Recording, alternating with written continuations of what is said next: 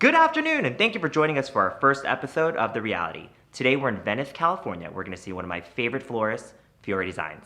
Let's go!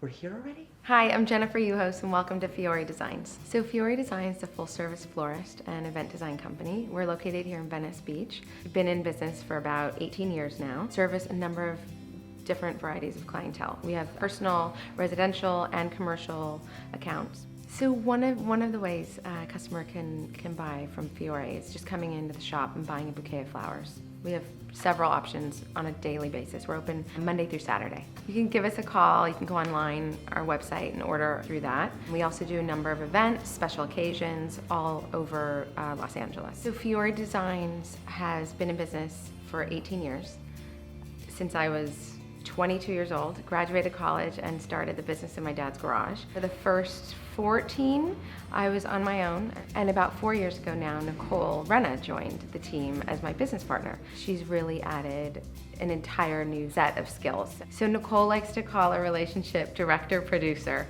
and together with my sort of creative vision and her technical savvy, I'm able to envision this creative moment, and she's able to execute it. At the risk of sounding corny, I think that we genuinely love what we do. We absolutely love coming into the shop and working every day. We love touching the flowers. I still, to this day, as you can see, as exhausting as it is, I love going to the market and picking the flowers. We love putting our special touch on everything. And we always joke that we add a little pixie dust to all the arrangements. So I think what sets us apart from other florists is the team behind the brand. We are surrounded by an incredible set of girls. Oh, hey! Thanks for having us here today. Thank you for coming. So Mother's Day is this weekend, and for some of us who are a little last minute, when we don't have an idea of what to do, what's something that we can do that's quick but thoughtful and personable? Well, I thought today that we could do a hand-tied bouquet and then literally drop it in a vase. So you have a very easy, quick centerpiece. Since you're here, you could help me and we could do a little tutorial. I get a vase? Yeah, you get to pick your vase. Okay. Go to the vase wall. I'm Yes. gonna pick this one. Thank you. Question: do we put water in the vase before or? Yes. Okay. Definitely. It Perfect. should be filled with water. Let me get my water. Okay. Just get some water. There we go. I'm using a still water from the tap. Do you need any more water over there? Please, Okay. a little bit. Okay. Thank you. There we go. As far as for composition, we do a combination of different kind of textures and sizes. Now, for example, if I'm doing this at home, Right. where can I get flowers? If I can I come to Fiore and can we buy flowers like this? Absolutely. Oh, amazing. So you can walk in and buy a single rose. You can, come in and get a bouquet. Just walk around the shop, grab whatever stems you'd like. To get started, I'm just going to explain a little bit of the different varieties we have here. So many colors, it's so beautiful. Yeah. So what we kind of want to achieve is a composition that's a bit textured. So we have different size heads, different shapes of flowers. We have some really beautiful large bloom peonies. Then we have some garden roses, some beautiful garden roses here that are actually really fragrant as well. So why don't you have a sniff? Very fragrant.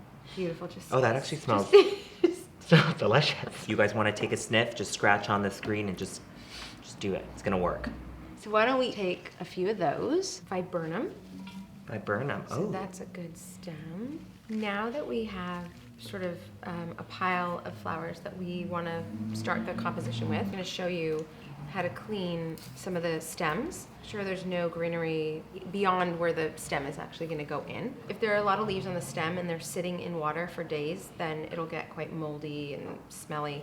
And that's something you don't want, especially this is going for to your mom. I know, nobody likes mold. Some of the stems come like this, and some of the stems come like this. So what we do is, out of this stem, we're gonna create multiple stems, especially if you're putting it in a low vase. Got it. So you don't need the height, per se. We're gonna cut where it ends here.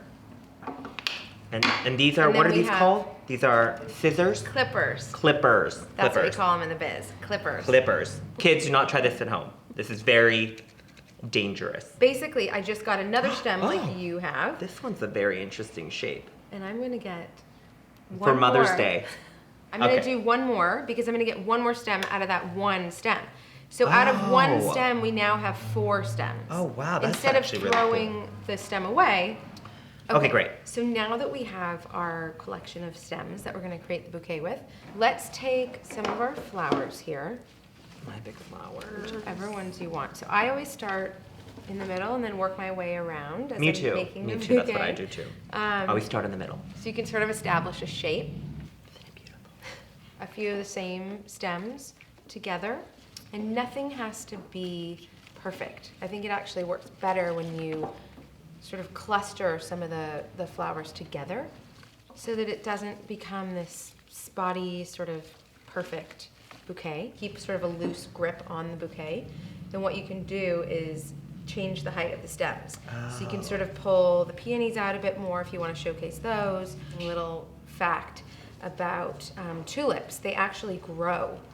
So Like lengthwise? yes, so when After you're you making cut them off? when you're making a bouquet, That's horrifying. usually we'll tuck the tulips down low because we know if we're making, let's say, a wedding for the next day, they will grow overnight. So Like- it'll change the design of the bouquet. Oh wow, that's actually really So interesting. you always kind of keep that in mind. As you add, you sort of turn the bouquet so that you can get to it from different angles. There really is no rule when you're making There's- a bouquet. There's no rule. My There's- kind of bouquet.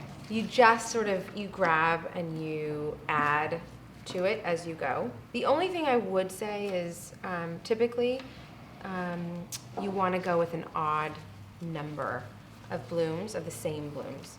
Place them and it's not too perfect again. Is there any rule on color or tone, or is it just, again, kind of... It's kind of a preference. It's whatever you are feeling.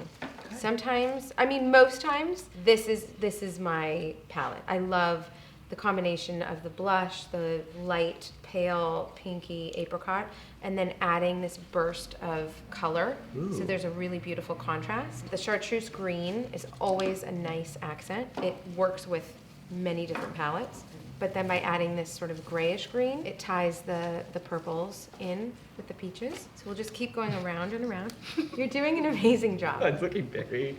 Mine's very rustic, very wild. It's beautiful. Thank you. I think your mother will absolutely Thank love you. it. Yes, my mother, who apparently was raised in the forest, because this is a very wild bouquet. You're welcome, Mother. After we have sort of the base, I like to then go in and add the color. So a bit of color as you're creating a nice palette. And again, with the color, I'd probably group them so that it doesn't become spotty. And then they put it across.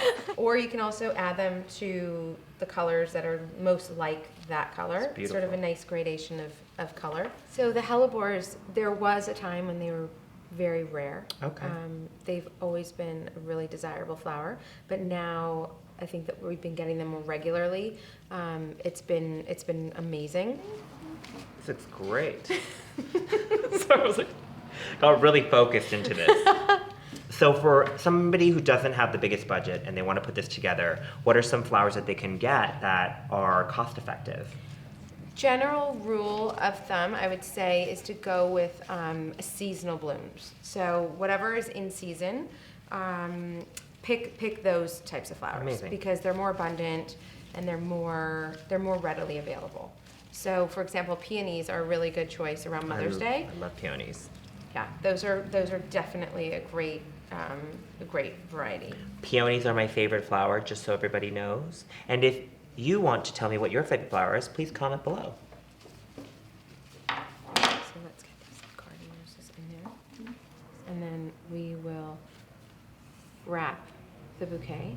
So just kind of wrap it around a few times. What we'll do is we'll lay it gently on the table, and then you just give it a good sort of tie. I like doing a double knot, just like that, and give it a little cut. It's pretty secure, so you can, move it around. So one tip when you're doing this is start high, High. knowing you can keep cutting it. You can't grow the stems back. Except for the tulips. Except for the tulips. Good. They grow. You're listening. I'm gonna put it a little bit close to the vase, like that, and just kind of eyeball where I'm gonna cut it. So I'm gonna start with one, and then I'm gonna go and cut all the stems about that. So I'm gonna cut it at about the same level, and I'm gonna cut everything at an angle. The flowers drink better when they're cut at an angle. Okay, and then we're gonna test it. So we're gonna put it in. So that is too tall. Too tall. Okay, but now at least we know that, and we can cut it shorter. So I'm gonna keep cutting it. Your vase is a bit larger, so you might wanna keep yours a little bit taller. Okay, I think I've got mine at a good height. Okay, and mine is definitely, let's try a different vessel. Okay. So you could probably cut yours a bit more.